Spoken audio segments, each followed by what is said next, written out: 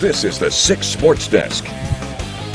Well, a lot of things are up in the air right now when it comes to our sports world. Precautions are being taken left and right to make sure that athletes, coaches, and especially the fans are kept safe during this global pandemic. As you might have heard earlier in the show, the news was announced that both Michigan and Michigan State will require that those attending indoor events to either have a show of proof of a vaccination or have gotten a negative COVID-19 test within 72 hours of that sporting event. Now, the measures come after multiple bowl games have been canceled due to COVID-19 issues. And just this afternoon, the Michigan State women's basketball game against Northwestern, which was scheduled for Monday, will not be played due to COVID-19 issues within the Northwestern women's basketball program.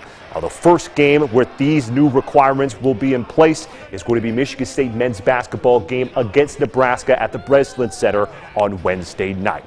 As for the Spartans' next game on the court, Tom Izzo and his 10th-ranked squad will be taken on the road, taking on Northwestern and those Wildcats. For those who remember last year's first game against NU, the Spartans' performance was more like PU. Michigan State went into the Wildcats' den, and Boo Buie welcomed them by putting up 30 points on the board. All by himself. Northwestern would go on to win it by 14 points, and it was a wake-up call for MSU because in the second meeting, the Spartans were ranked 9th in the nation and beat Northwestern by almost 30 points. As Michigan State will play all Big Ten teams for the rest of the regular season, Izzo says that there are some things he wants to see improved in a hurry. If you asked me before the Oakland game, I said, boy, we are ready to play in the Big Ten. You know, our defense was good. Our enthusiasm was good. Then we have this long break. We have a couple of average games. And it's like when you lose a game, when you coach, you could win 20 in a row, and you lose one and you say, I wonder if I'll ever win another game. You know, that's how we are. I don't feel as good as I did, but I do feel good that we corrected the problems. At least we identified the problems.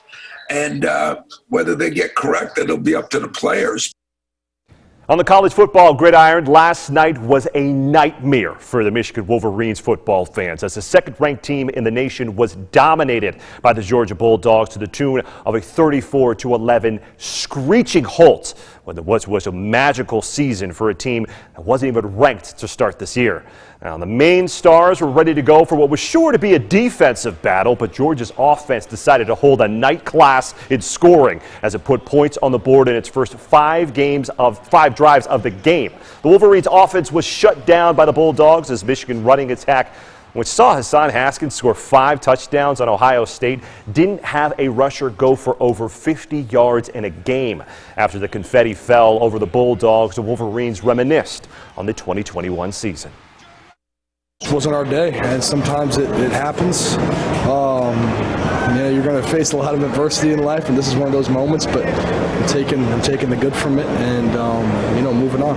We did some very historic things for Michigan, did some amazing things, and, it sucks it's got to end this way, but we climbed mountains that nobody thought we could. It was a dream, as simple as that. It was a dream.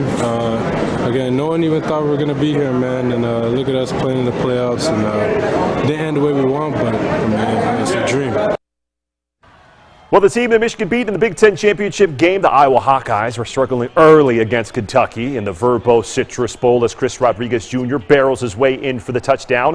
And we jump to the fourth quarter, down 3, and Iowa is getting tricky with it. Spencer Petras finds Sam Laporta. The big man's got blockers, so he can go 36 yards into the end zone to retake the lead, and the boys were bouncing. But Kentucky wasn't done. With less than 2 minutes left, Chris Rodriguez Jr. slips out of a tackle and finds his way in for the win as Kentucky pulls off the comeback 20-17, the final.